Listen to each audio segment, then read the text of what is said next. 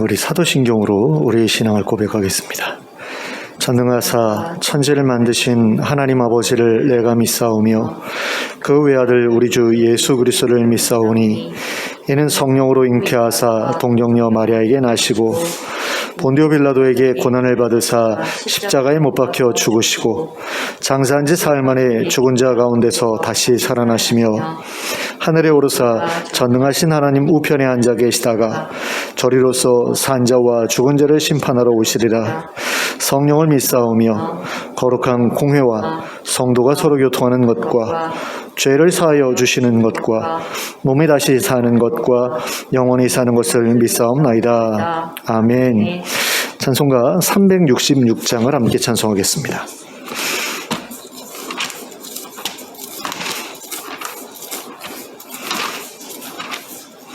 (366장입니다)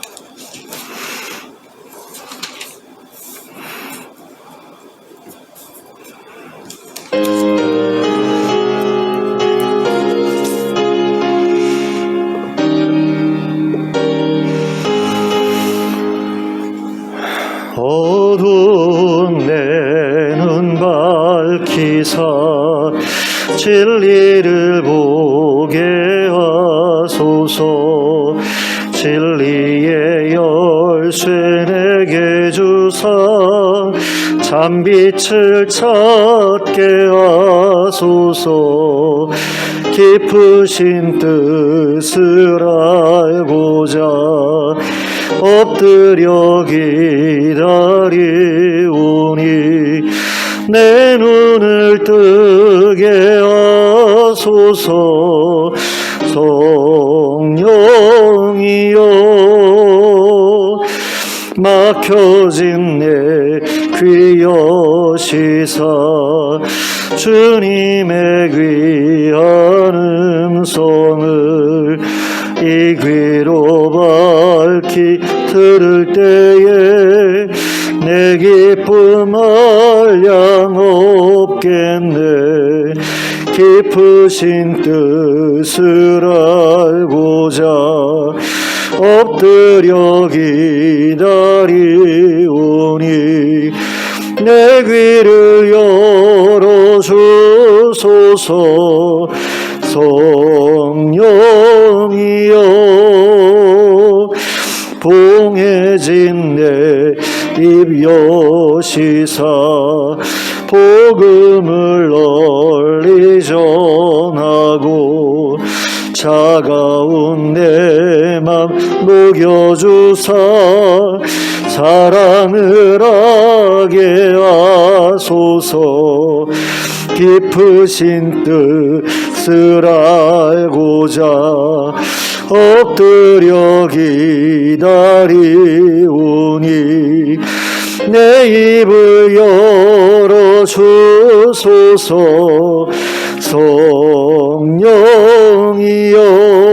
성령이여. 아멘. 414장 함께 찬송하겠습니다. 414장입니다.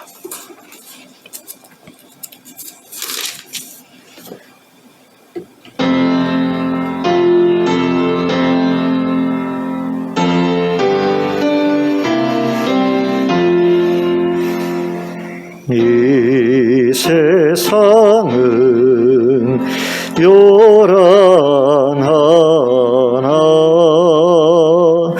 내 마음은 늘 변하다.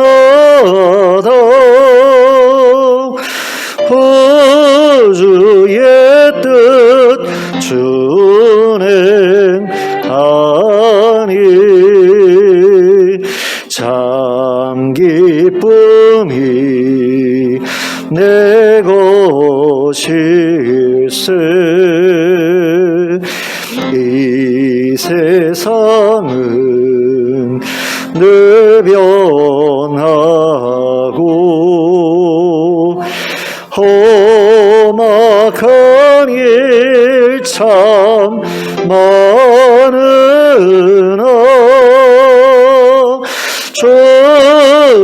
주님만 생각하니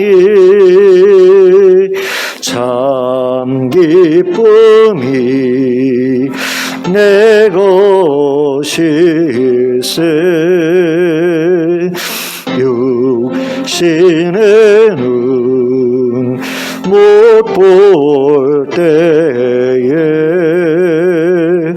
신령한 눈곧 밝히사 저 천성문 보게 하니 참 기쁨이 내 것일세. 내 마음과 내 영혼이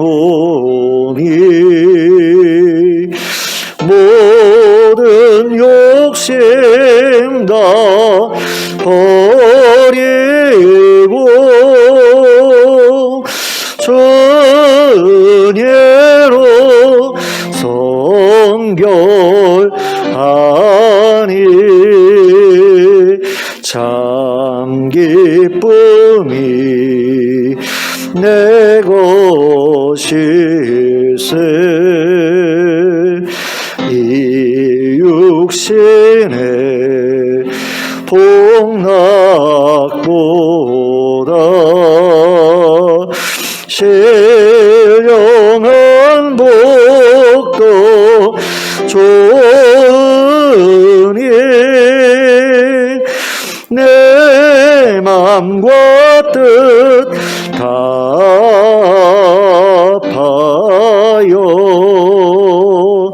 저 천성만 향해 가네. 아멘. 하나님의 말씀 마태복음 27장 11절부터 26절까지의 말씀입니다. 마태복음 27장 11절부터 26절까지를 합독하도록 하겠습니다. 같이 읽습니다. 시작.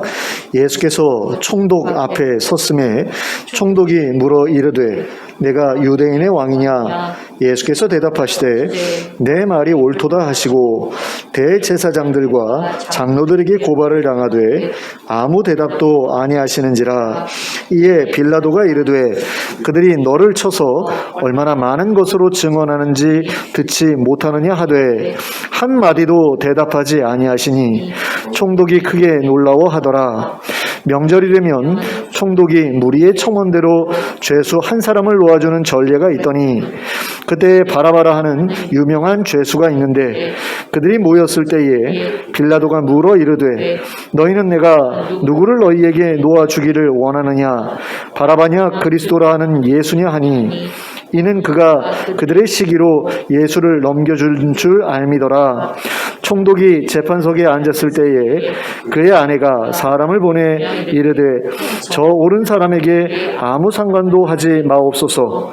오늘 꿈에 내가 그 사람으로 인하여 애를 많이 태웠나이다 하더라. 대제사장들과 장로들이 무리를 권하여 바라바를 달라 하게 하고 예수를 죽이자 하게 하였더니 총독이 대답하여 이르되 둘 중에 누구를 너희에게 놓아주기를 원하느냐? 이르되 바라바로소이다. 빌라도가 이르되 그러면 그리스도라는 예수를 내가 어떻게 하랴? 그들이 다 이르되 십자가에 못 박혀야 하겠나이다. 빌라도가 이르되 어찌미냐? 무슨 악한 일을 하였느냐? 그들이 더욱 소리질러 이르되 십자가에 못 박혀야 하겠나이다 하는지라. 빌라도가 아무 성과도 없이 도리어 밀란이 나려는 것을 보고 물을 가져다가 무리 앞에서 손을 씻으며 이르되 이 사람의 피에 대하여 나는 무죄하니 너희가 당하라. 백성이 다 대답하여 이르되 그 피를 우리와 우리 자손에게 돌릴지어다 하거늘. 이에 바나바는 그들에게 놓아주고 예수는 채찍질하고 십자가에 못 박히게 넘겨주니라. 아멘.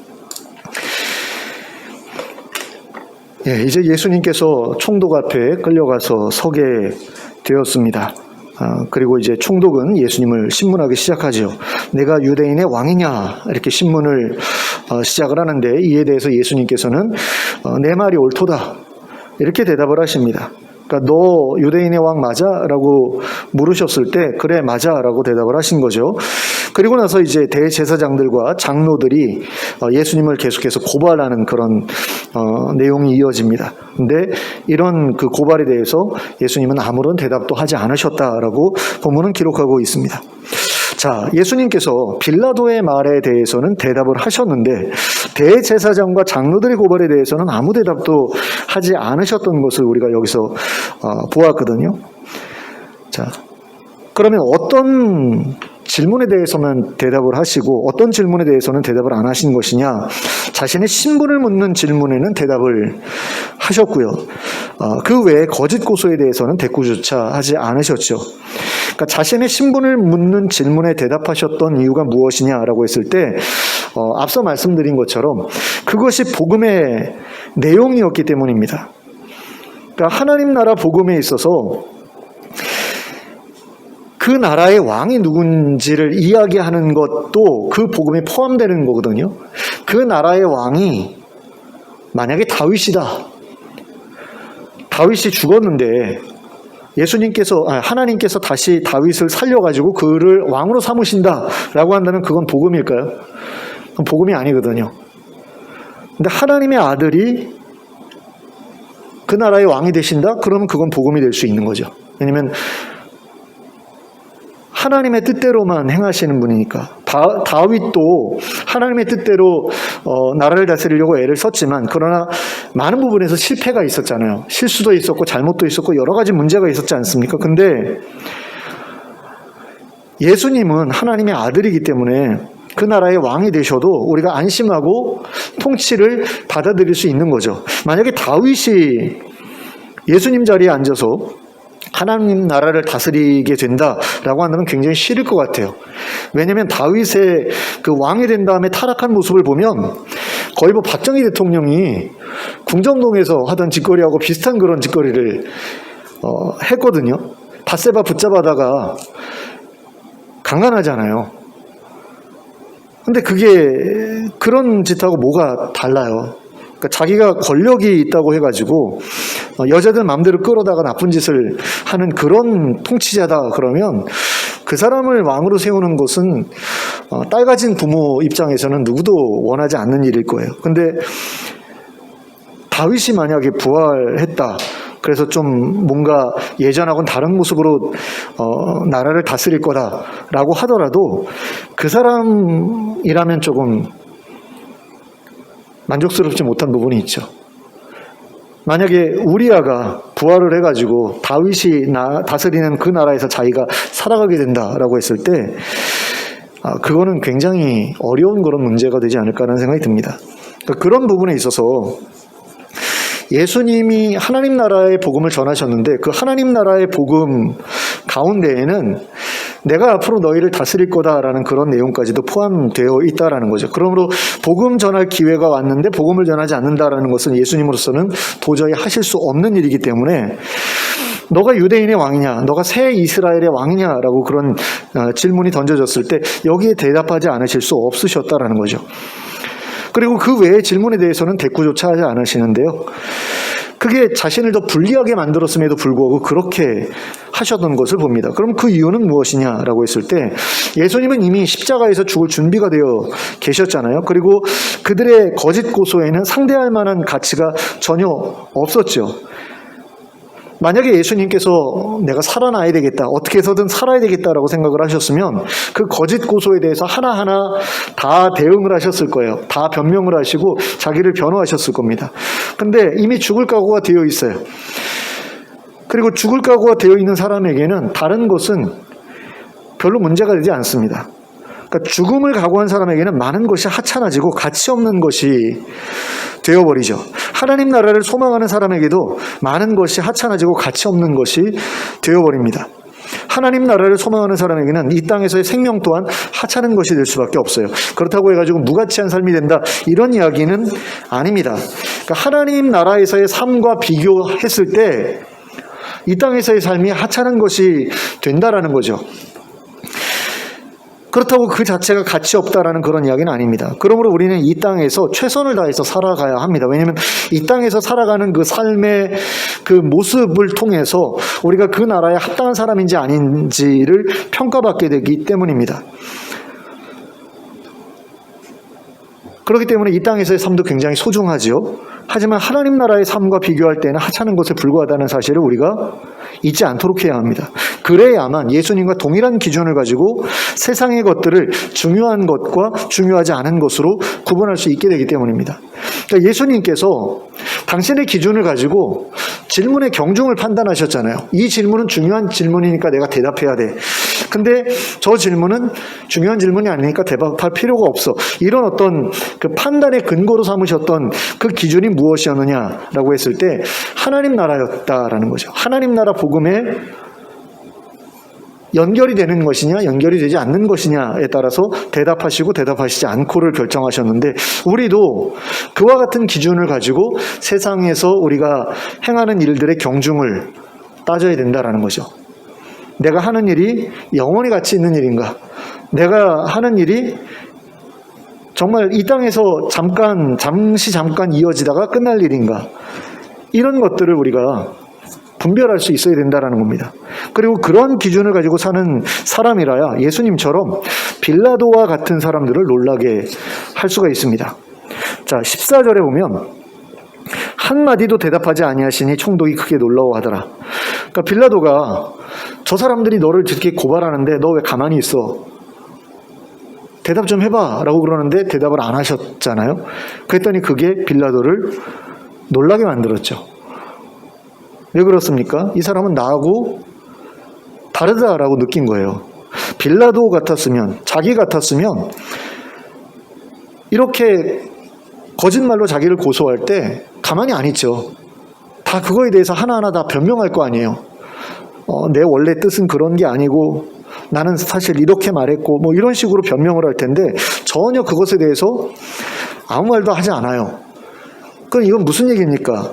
죽음을 각오했다라는 이야기죠. 그리고 그게 빌라도의 눈에 너무나 분명하게 들어오니까 이 사람은 죽는 것도 두렵지 않은가라는 어떤 그런 생각을 빌라도가 했던 거죠.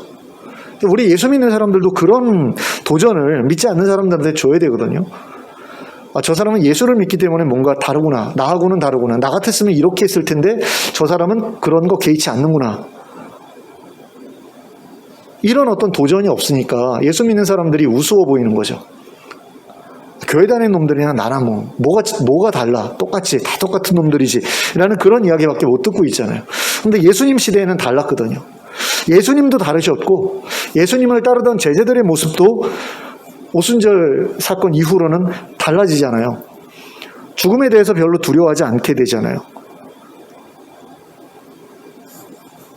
그리고 재산에 대해서도 이렇게 교회 앞에 내놔가지고 서로 유무상통하는 어떤 그런 모습들을 보면서 밖에 있는 사람들이 얼마나 놀랍니까? 근데 오늘날 교회에서 그런 일 없잖아요. 교회에서 교회 재정 가지고서 힘든 성도들 도와주는 교회들 요즘에는 그나마 좀 보여요. 제가 만나는 분들, 제가 교제하는 분들이 그런 분들이라 그런지는 모르겠는데, 제가 아는 목사님 중에 한 분은 교회 보증금 뽑아가지고 교인들, 어려운 교인들 도와줬어요. 다 나눠줬어요. 그러니까 생계가 어려울 정도로 힘든 교인들을 이렇게 어려운 정도에 따라서 구분해가지고 도와드렸다고 그러더라고요. 그리고서 보증금 뽑아가지고 이제 그렇게 해버리고 그 다음에 뭐 가정에서 모이든 아니면 온라인으로 예배를 드리든 뭐 이런 방식으로 교회를 유지하시는 것 같은데, 얼마 전에는 뭐 카페를 시작을 하셨더라고요. 그러니까 자비량하면서 거기서 이제 주일날 아마 영상 예배 촬영해가지고 교인들한테 이제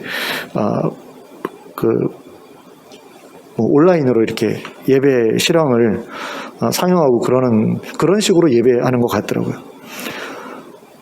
근데 다르게 사는 모습이 우리한테는 없다라는 거죠. 많은 그리스도인한테 안 믿는 사람들하고 전혀 다르지 않은 그런 모습들밖에 보이지 않기 때문에 이게 참 문제인데, 어떻게 해야지 우리가 믿지 않는 사람들을 놀라게 할 수 있느냐?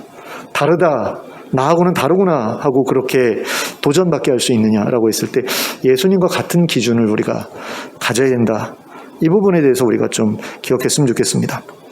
자, 15절에 기록된 것처럼 로마의 식민지였던 유대에서는 명절이 되면 총독이 식민지 백성들의 청원대로 죄수 한 사람을 풀어주는 그런 관례가 있었습니다. 그리고 빌라도는 그 관례를 이용해서 예수님을 풀어주고자 했습니다. 왜냐하면 빌라도 역시 예수님께 죄가 없다는 사실이 분명하게 보였기 때문이죠.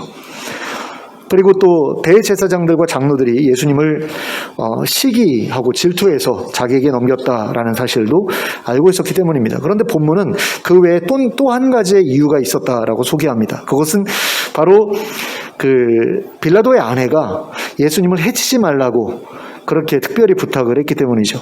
빌라도의 아내는 약간 신기가 있었던 그런 사람이었던 것 같아요. 그런데 자신이 꿈을 꿨는데 예수는 옳은 사람이고 그를 해치면 좋지 않은 일이 일어날 것 같다. 내가 꿈을 꾸면서 그런 느낌을 받았다라는 그런 말을 남편에게 하죠. 그래서 남편으로 하여금 예수님을 해치지 못하도록 그렇게 하려고 합니다.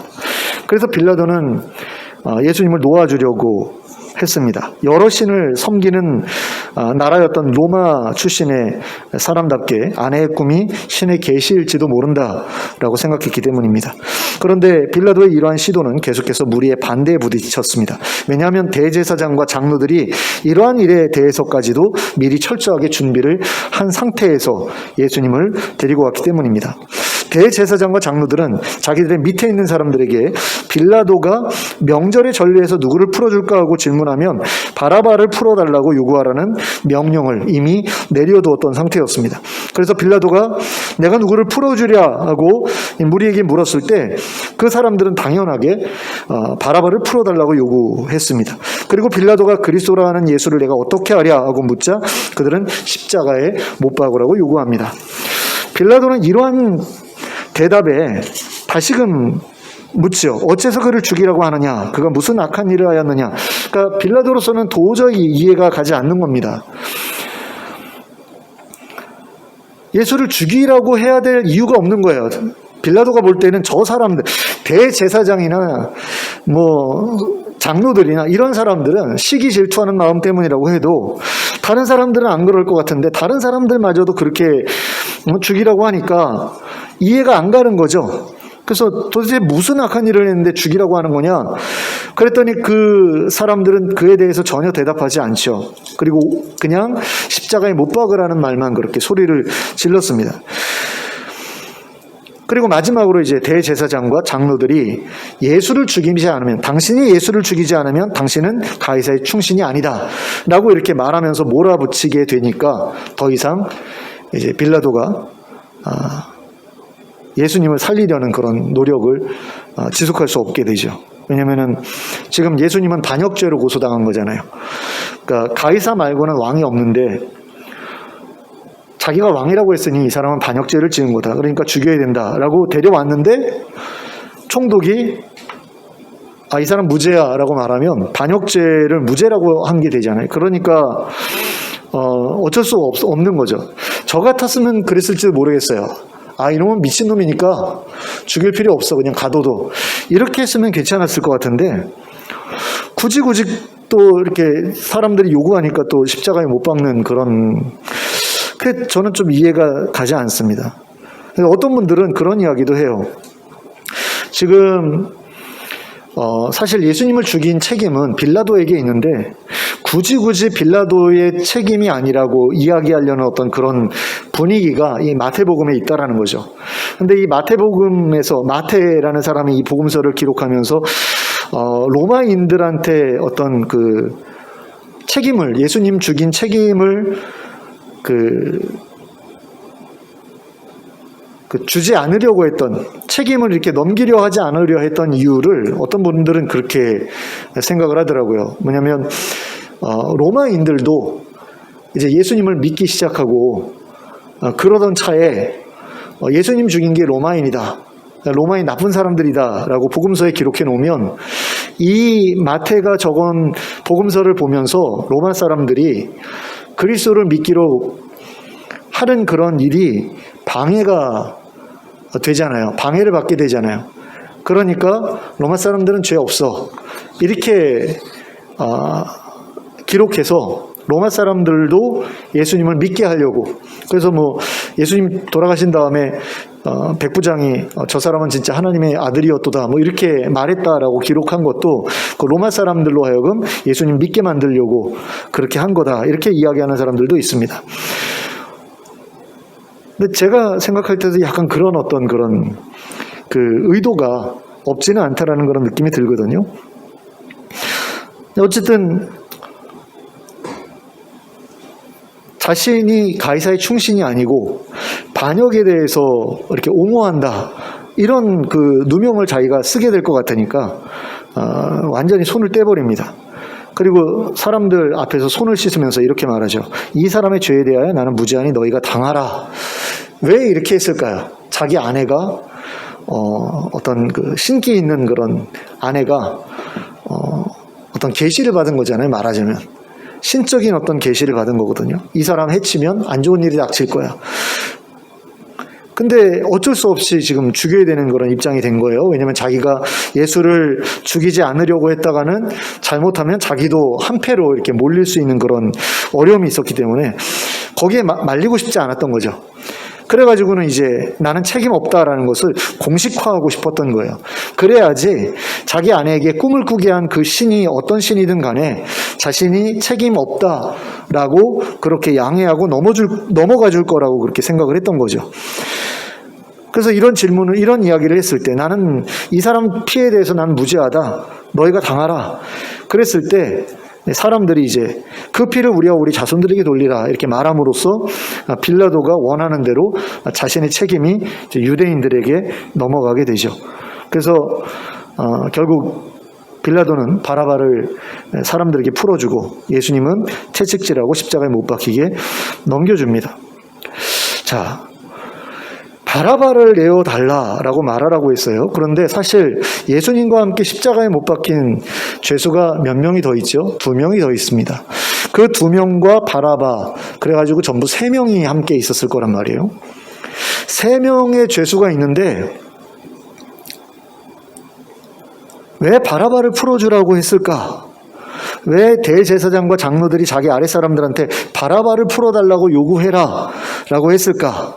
한번 생각을 해보면 그 셋 중에 누군가를 찝어주지 않으면 이 사람은 저 사람 풀어달라고 할 거고 저 사람은 또 다른 사람 풀어달라고 할 거고 또 다른 사람 풀어달라고 해가지고 셋으로 나뉘어질 수 있잖아요. 풀어달라고 하는 사람이. 그럼 그 사이에 예수를 풀어달라는 사람들의 목소리도 끼어들 수 있는 여지가 생기지 않습니까? 그럼 무리가 넷으로 나뉘어가지고 4분의 1은 저 사람 풀어주고 4분의 1은 다른 사람 풀어주고 이걸 요구하게 되면 목소리가 갈릴 수 있게 되거든요. 그러다 보면 예수를 풀어주는 그런 일이 벌어질 가능성도 있잖아요. 그러니까 한 사람을 꼭 찝어야 되는데 과연 누구를 찝었을까요? 어떤 사람을 찝었을까요? 대제사장과 장로들이 볼 때에 어떤 사람을 찝었을까요?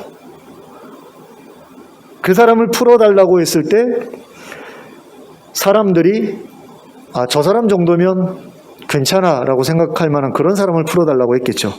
저 사람을 풀어주면 우리 민족한테 조금 더 도움이 될 거야 라고 생각하는 그런 사람을 아마 풀어달라고 했을 겁니다. 그러니까 저 사람이 풀려나면 우리 민족을 독립시키기 위해서 이 사람들을 이렇게 모아가지고 어떤 일을 추진하는데 도움이 될 거다 이렇게 생각하는 사람들, 그러니까 사람들이 봤을 때, 일반 시민들이 봤을 때, 일반 백성들이 봤을 때 저 사람 정도면 괜찮아, 예수를 충분히 대체할 수 있어 라고 생각되는 그런 사람을 아마 풀어달라고 하도록 시키지 않았을까, 그런 생각이 들어요. 왜냐하면 지금 굉장히 위험한 모험을 하고 있기 때문에. 사실 대제사장과 장로들 입장에서는 아무 영향력 없는 사람을 풀어달라고 하는 게 더 좋거든요. 그래야지 이렇게 자기네들이 걱정 안 해도 되잖아요. 근데 지금 바라바는 유명한 사람이라고 본문에 기록되어 있거든요. 꽤 이름이 있는 사람이에요. 영향력 있는 사람이고. 그러니까 이 사람을 풀어주면 귀찮아질 수 있어요. 하지만 예수보다는 덜 귀찮은 거죠.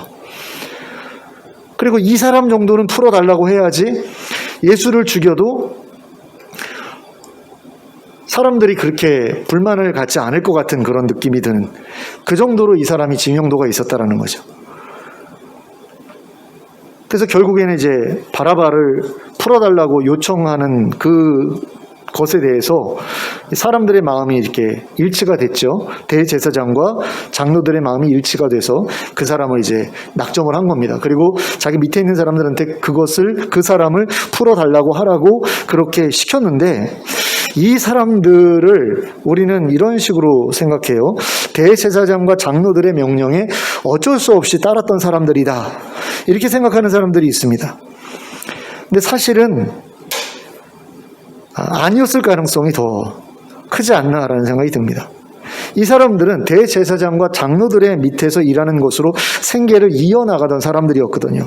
그래서 대제사장과 장로들이 몰락하게 되면 이 사람들도 똑같이 어려움을 겪을 수밖에 없는 그런 사람들이었습니다. 그래서 이 사람들은 예수님을 죽이는 일에 당연히 해야 할 일이라고 생각했을 가능성이 커요. 그러니까 그들 중에 어떤 사람들은 대제사장이나 장로들과는 아무런 상관이 없는 사람들이었을 겁니다. 그저 예수님이 나귀 타고 예루살렘에 입성하시는 걸 보면서 야, 이제는 로마로부터 독립하게 되는가 보다, 그러면서 큰 기대감을 가졌다가 실망했던 사람들도 그들 중에는 분명히 있었을 거예요. 그러나 그런 사람들을 충동질하고 주도적으로 분위기를 한쪽으로 몰고 나갔던 사람들은 분명히 대제사장과 장로들의 밑에서 일하는 사람들이었을 겁니다. 이 사람들은 예수님을 자신의 고용주를 위협하는 위험한 존재라고 인식했을 거고요. 따라서 예수님을 대제사장과 장로들과 자기들의 공동의 적이라고 인식하고 적대감을 아마 가졌을 거예요. 그러니까 자기네들이 대제사장과 장로들 밑에서 일해가지고 먹고 사는데 자기 주인을, 자기 고용주를 위협하는 이 사람은 자기네들의 그 생계를 위협하는 사람이나 마찬가지잖아요. 그래서 그들은 이 일을 하면서 죄책감을 갖지 않았을 가능성이 큽니다. 그러니까 무고한 사람을 우리가 죄인으로 만들어서 죽이는 거 아니야? 이런 생각이 아니라 자신들의 생계를 위협하는 적을 지금 공격하는 거다, 처형시키는 거다, 이렇게 생각했을 거라는 겁니다. 그래서 이 사람들은 예수님을 죽이는 일에 대해 전혀 죄책감을 갖지 않았을 가능성이 커요. 그래서 그들은 자기들은 이제 무죄하다라고 생각했을 거고요. 따라서 그에게 죄가 없다라고 한다면 우리뿐만 아니라 우리 자손들까지 벌 받아도 좋다, 이런 말을 스스럼 없이 할 수 있었던 거죠. 그러니까 자기네들이 죄를 짓는다라고 전혀 생각을 안 한 거예요. 예수님을 죽이면서 우린 죄를 짓고 있는 게 아니야. 그러니까 만약에 그에게 분명히 죄가 있다라고 생각을 한 겁니다. 그렇기 때문에 그가 죄가 없을 경우를 생각하지 않은 거예요. 죄가 없을 경우를 생각하지 않았고, 죄가 없을 때 자기네들이 벌받게 되는 것, 그것에 대해서도 두려워하지 않았던 거죠. 분명히 죄가 있다라고 생각했기 때문에 자기네들의 생계를 위협하는 그런 죄를 저 사람이 지었다, 나라를 혼란스럽게 만들려는 어떤 그런 시도를 한 것으로 그렇게 생각을 하고 완전히 자기 합리화를 해버린 겁니다. 그리고 그들이 그렇게 이제 생각할 수 있었던 이유 가운데 또 한 가지는 뭐냐면 예수님이 그리스도라고 믿지 않았기 때문인 거죠. 그들은 예수님이 참으로 그리스도라면 그렇게 쉽게 붙잡혀서 로마 사람들의 손에 놓이지 않았을 거라고 생각했을 겁니다. 그리고 예수님이 나무로 된 십자가에서 죽기만 하면 예수님이 그리스도가 아니라는 사실을 누구나 다 알게 될 거라고 생각을 했겠죠. 그래서 그들은 하나님께서 자신들의 왕으로 세우신 분을 자신들의 손으로 대적들의 손에 넘길 수 있었던 겁니다. 결국 예수님을 비참한 죽음을 맞이하도록 그렇게 만들어 버렸죠. 한번 생각해 보셨으면 좋겠습니다. 만일 예수님이 그렇게 나약한 모습이 아니라 유다 마카비처럼 용맹스러운 장수로서 수많은 부하들과 함께 예루살렘으로 들어와서 로마군을 상대했다라고 한다면 과연 그들이 예수님을 거절했을까요? 저는 그렇지 않았을 거라고 생각합니다. 결국 그 사람들이 예수님을 그리스도로 믿지 않았던 이유는 예수님을 통해 이루어지게 될 하나님 나라가 그들이 기대하던 모습과 다르게 준비되어 가고 있었기 때문입니다. 그 나라는 눈에 보이도록 임하지 않았거든요. 다만 예수님을 통해서 하나님 나라에서 누리게 될 그런 현상들이 하나님 나라에 대한 증거로서 간간히 눈에 보여졌을 뿐입니다. 하지만 그 보여지는 그 몇몇 증거만으로도 어떤 사람들은 믿었다라는 겁니다. 그 믿은 사람들은 그 작은 증거만 가지고도 예수님이 하나님이 보내신 분이라는 사실을 믿었어요. 그리고 예수님을 통해 이루어질, 그리고 예수님이 다스리실 그 나라를 소망하게 됐습니다. 그들은 예수님이라면 자기들의 왕이 되시기에 합당하다라고 믿었던 겁니다. 그러니까 예수님에게 엄청난 군사력이 없었음에도 불구하고 그들에게는 전혀 문제가 되지 않았다라는 거예요. 하나님께서 예수님과 함께 하시기만 한다면, 그리고 함께 하신다라는 증거가 이렇게 많이 보이는데 그럼 함께 하시지 않겠는가 이렇게 생각을 했을 거고요. 그렇게 하나님이 함께 하시는 분이라면 군사력이 있든 없든 아무 상관이 없다. 이 사람들은 그렇게 생각했던 거죠. 왜 그렇게 생각할 수 있죠? 모세도 아무런 군대를 거느리지 않고서, 물론 나중에 그들을 훈련시켜서 가나안에서는 전쟁을 벌였지만 이 이스라엘 백성들이 이집트에서 탈출할 때에는 어떠한 군사력도 동원하지 않았거든요. 어떠한 무력도 동원하지 않았잖아요. 하나님께서 다 하셨잖아요. 그러니까 모세도 사람들로 하여금 무장을 시켜가지고 총칼을 쥐고서 그 이집트 군대와 맞서게 하지 않고서도 이스라엘을 구원시켰는데, 예수라는 이분도 하나님이 보내신 게 맞으면 그렇게 할 수 있는 거지라고 생각했을 거라는 겁니다. 모세도 한 일인데 하나님께서 보내신 이 예수님은 왜 그걸 못하겠는가? 모세도 못했던 일을 예수님은 하셨잖아요. 죽었던 사람도 살려내고, 오병이어 사건도 그렇고, 모세도 못했던 일들을 하나님께서 이분을 통해서 행하셨는데 이분은 모세보다 더 뛰어난 분이 아니겠는가? 그러면 모세가 했던 일을 왜 예수님은 못하겠는가? 이 사람들 그런 생각을 가졌을 거라는 거죠. 그런 생각이 없었으면 어떻게 믿었겠어요? 못 믿죠? 어떻게 믿어요? 선례가 있었으니까 믿을 수 있었던 겁니다. 모세라는 그 선지자가 먼저 그와 같은 일을, 식민지였던 자기 조상들을, 식민지 백성이었던 자기 조상들을 독립시켜서 나라를 새롭게 건국하게 했던 것처럼 예수님도 하나님이 보내신 선지자라면, 그리고 특히나 그리스도라면 더더욱 그 일을 충분히 해낼 수 있을 거다, 이렇게 생각을 했던 겁니다. 그러니까 믿었던 거예요. 그런데 대제사장과 장로들은 예수님이 행하신 기적에 대해서 듣고서 그것만으로는 믿을 수 없다라고 생각을 했죠. 예수님에게는 로마군을 대적할 만한 군사력이 없었는데 그것이 그들에게는 가장 큰 문제거리가 됐던 거예요. 예수님이 무리를 충동해서 반란을 일으킨다? 그럼 당연히 로마한테 진다. 질 수밖에 없다. 이렇게 생각을 이 사람들은 하고 있었죠. 그러니까 차라리 나라를 혼란스럽게 만들어가지고 우리의 삶을 위험하게 만들 것 같으면 차라리 빨리 죽이자. 그래서 이 나라에 시끄러운 문제가 생기지 않게 하자. 지금처럼 계속 유지하게 하자. 이런 생각을 이 사람들이 할 수밖에 없었던 겁니다.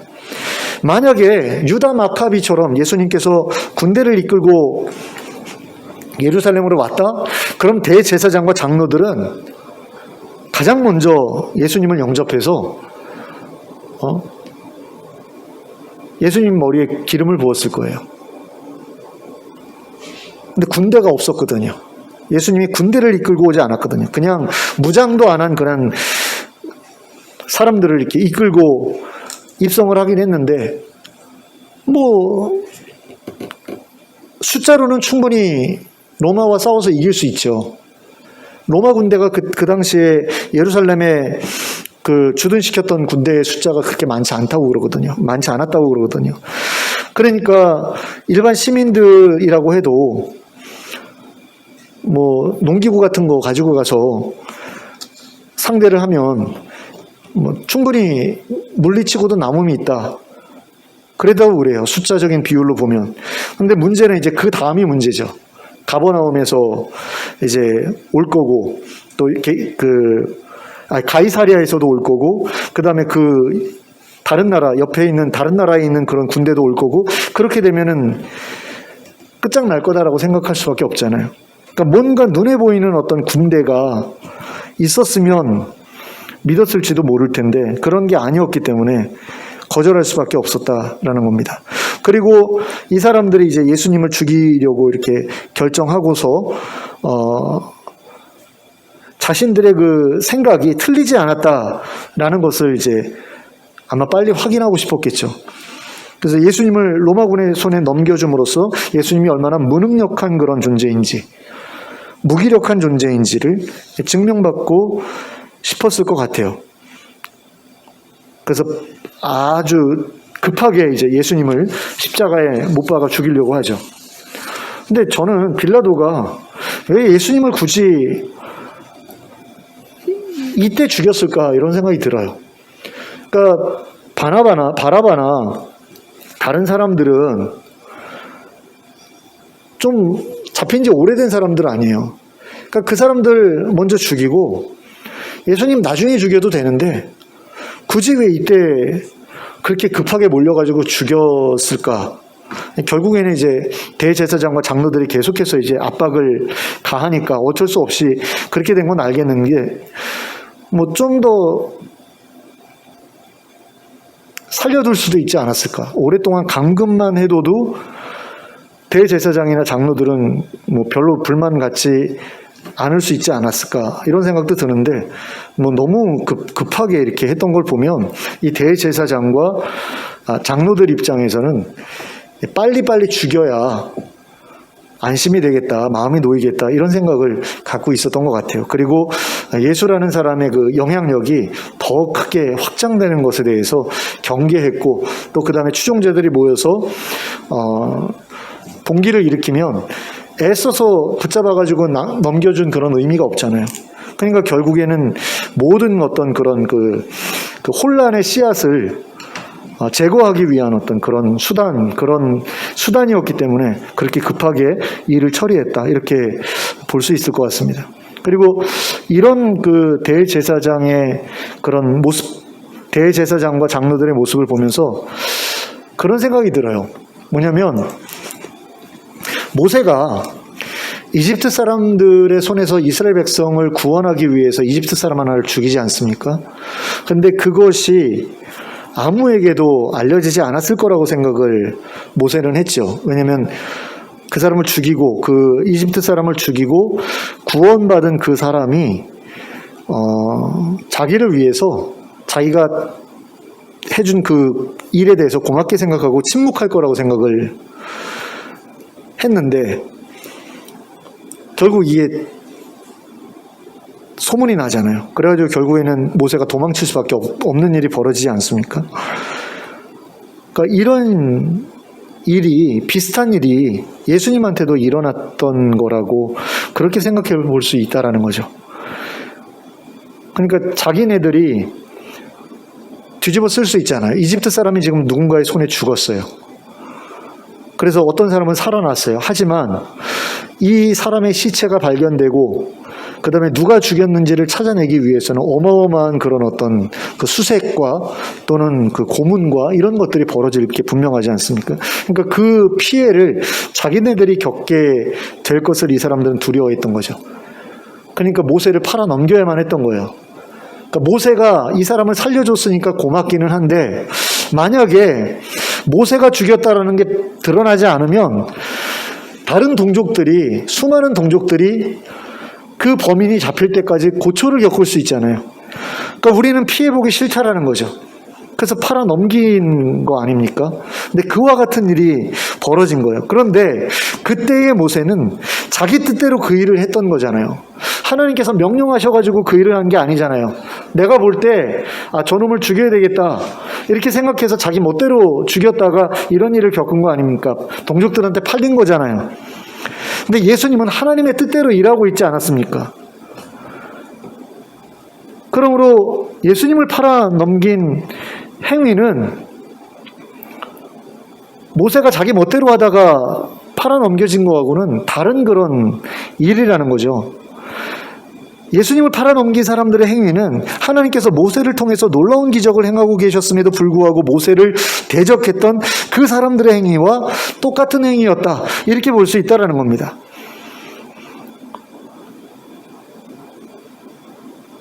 그러므로 이 대제사장들과 장로들, 그리고 모세 시대에 모세 대적했던 그런 사람들 사이에는 굉장히 큰 공통점이 있을 거다라는 것을 우리가 충분히 미루어 볼 수 있죠. 그리고 실제로가 그랬습니다. 그 사람들 사이의 공통점은 무엇이었느냐? 바로 눈에 보이는 것이 아니면, 또 피부에 와닿는 것이 아니면 믿지 않고 기대하지 않았다라는 겁니다.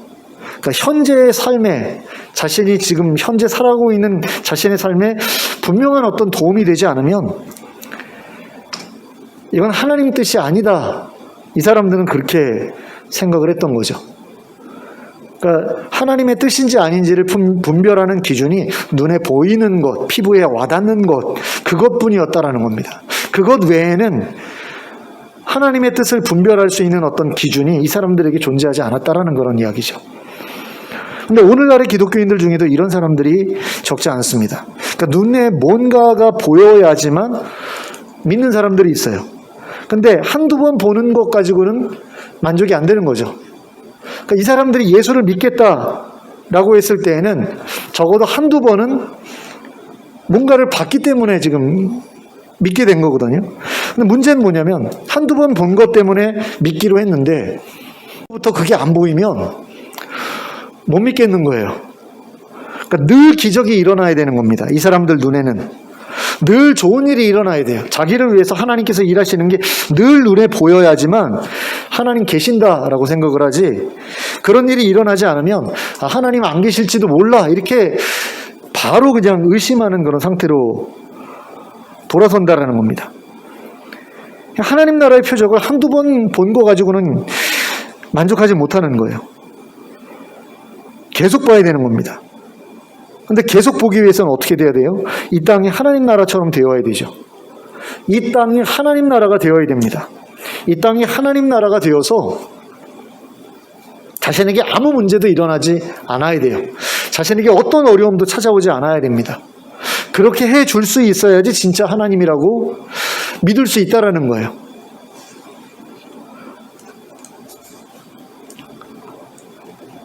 근데 예수님에 대해서도 그렇게 생각했던 거죠. 예수님이 정말 그리스도라면 수많은 그 군사들을 모아가지고 군대를 일으켜서 우리에게 피해 안 가게 로마 사람들 내어 쫓아줘야 된다는 겁니다. 내가 그 무리에 섞여가지고 같이 피 흘리고 싶지는 않은 거예요. 내가 같이 싸우고 싶지는 않은 겁니다.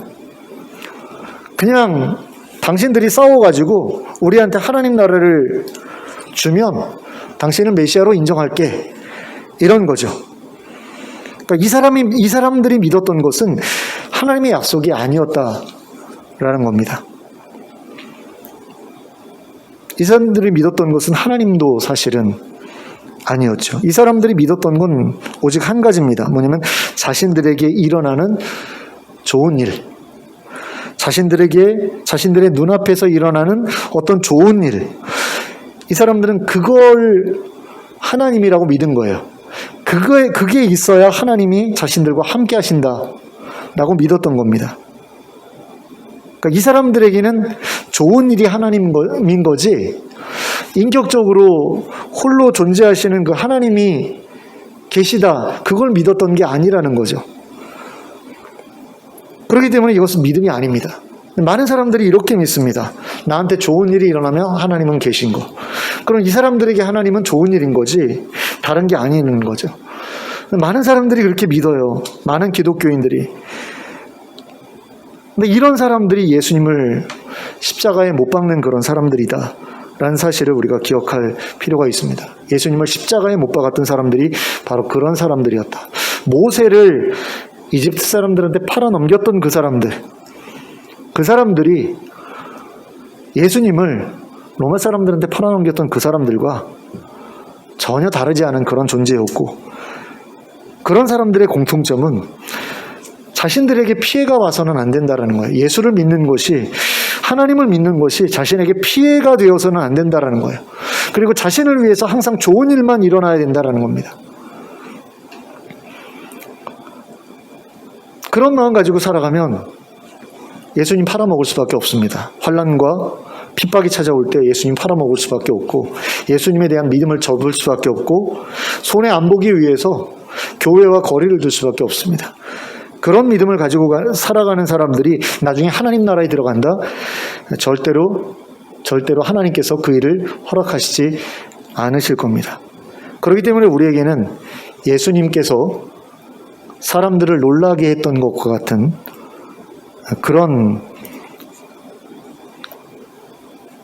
그런 모습이 필요합니다. 그러니까 다른 기준을 가지고 살아가는 게 필요하다라는 거예요. 하나님 나라를 기준으로 해서, 하나님 나라를 잣대로 해가지고 그 하나님 나라와 비교했을 때 중요한 일, 중요하지 않은 일, 가치 있는 일, 가치 없는 일, 그리고 내가 목숨을 걸어야 될 일, 아니면 목숨을 걸지 않아도 될 일을 우리가 분별하고 판단해야 된다라는 거죠. 그리고 바른 기준을, 그것을 항상 붙잡고서 결정하면서 나아가야 된다라는 겁니다. 그것이 우리의 이 땅에서의 삶을 망가뜨리고 우리를 고통으로 밀어넣는 일이라고 하더라도, 그 일을 했을 때 내가 하나님 나라에서 영원히 하나님의 그런 그 복락을 누리면서 살아갈 수 있는 어떤 그런 기반이 될 거다라고 한다면 우리가 충분히 그렇게 할 수 있어야 된다라는 거죠. 예수님처럼. 그래서 오늘 이 사람들의 모습을 우리가 좀 깊이 생각해 봤으면 좋겠습니다. 이 사람들은 어째서 예수님을 로마 사람들 손에 넘겨주면서도 죄책감을 갖지 않을 수 있었을까? 이 사람들이 기대했던 하나님 나라는 과연 어떤 것이었을까? 그리고 이 사람들은 과연 무엇 때문에 예수님을 팔아넘긴 것에 대해서 죄책감을 갖지 않았을까? 이 사람들에게 가장 중요한 것은 무엇이었을까? 이런 것들을 생각해 보면서 혹시라도 우리의 모습 가운데 이 사람들과 비슷한 모습이 있지 않은가 돌아보고, 예수님께서 가지셨던 그 하나님 나라의 복음, 그 복음의 그 복음이라는 그런 어떤 그런 그 삶의 기준, 그것을 내가 정말 예수님과 동일한 그런 기준을 가지고 내가 살아가고 있는가, 이런 것들을 돌아보면서 자신의 삶이 정말로 하나님 앞에서 어떤 삶인지를 제대로 분석하고, 또 잘못된 부분을 돌이키고 정말 예수님과 같은 그런 삶을 향해서 계속해서 나아가기 위해 노력하기로 결단하는 저와 여러분이 될 수 있기를 예수 그리스도의 이름으로 축원합니다. 기도하겠습니다. 사랑의 하나님 아버지, 죽음 앞에서 자신이 유대인의 왕이라는 사실 외에는 자신을 변호하기 위해서 아무런 말씀도 하지 않으셨던 예수님을 보았습니다. 반대로 예수라는 그런 존재 때문에 자신들에게 찾아올 불이익과 혼란과 고통을 염려해서 예수님을 로마 사람들에게 넘겨주었던 그런 사람들의 모습도 보았습니다. 하나님, 우리가 과연 어떤 사람의 모습을 하고 이 세상을 살아가고 있는지 저희가 온전히 볼 수 있게 되기를 원합니다. 정말 우리가 하나님 나라를 바라보면서 이 땅에서 중요한 일과 중요치 않은 일을 올바로 분별하고 있는지, 그리고 올바로 선택하고 있는지를 하나님 돌아보게 하시고, 우리의 기준이 예수님과 같이 올바로 세워져서 절대로 잘못된 그런 선택을 하지 않을 수 있도록 인도해 주시길 원합니다. 하나님이 기뻐하시는 일만 선택하며 살아가게 하여 주시고, 그런 가운데 하나님의 백성으로서 부끄러움 없이 하나님 앞에 설 수 있도록 잘 준비하는 저희들 되게 하여 주시고, 하나님 보실 때에도 저희들의 선택이 옳았다고 칭찬하실 만한 그런 선택만을 하면서 살아가는 저희들이 될 수 있도록 인도하여 주시옵소서. 예수 그리스도의 이름으로 기도하였습니다. 아멘. 네, 찬송가 545장 함께 찬송하겠습니다.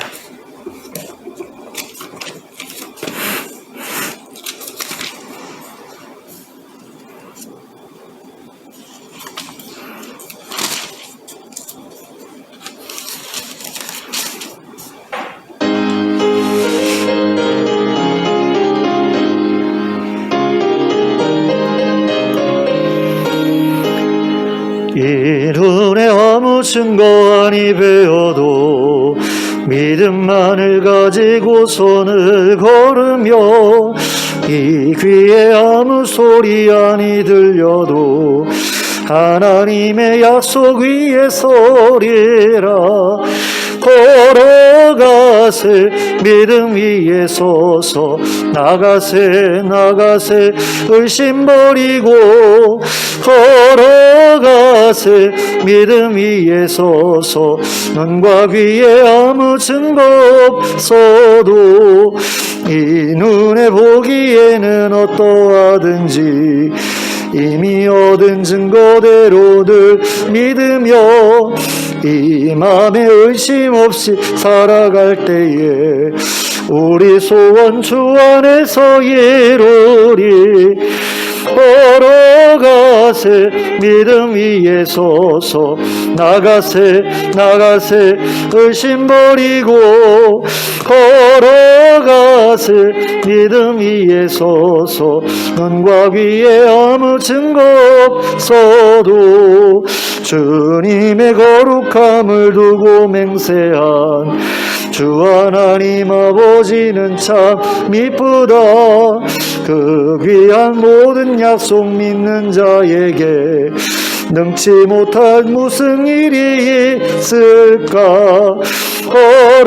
걸어가세 믿음 위에 서서 나가세 나가세 의심 버리고 걸어가세 믿음 위에 서서 눈과 귀에 아무 증거 없어도. 아멘. 주님 가르쳐 주신 기도로 예배를 마치겠습니다. 하늘에 계신 우리 아버지여, 이름이 거룩히 여김을 받으시오며 나라에 임하옵시며 뜻이 하늘에서 이룬 것 같이 땅에서도 이루어지이다.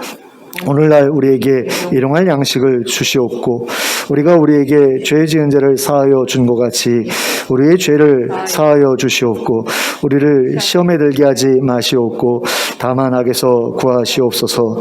대개 나라와 권세와 영광이 아버지께 영원히 싸움나이다. 아멘.